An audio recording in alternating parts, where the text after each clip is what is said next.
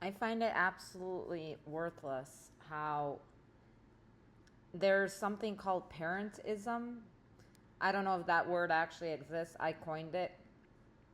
Where your parents are basically treated like a unit instead of individual people. Like you have a mother and a father, right? In parentism, you just treat parents as like a single unit.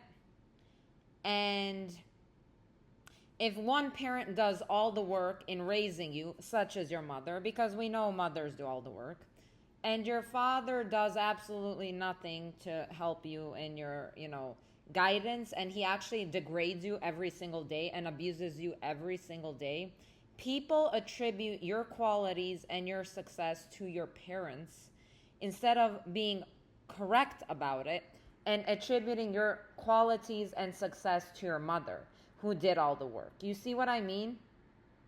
And I absolutely despise that kind of mentality where people give so much credit to both parents instead of giving it to one parent. Because the truth of the matter is, why would there be so many single mothers if men did the work? You know what I mean?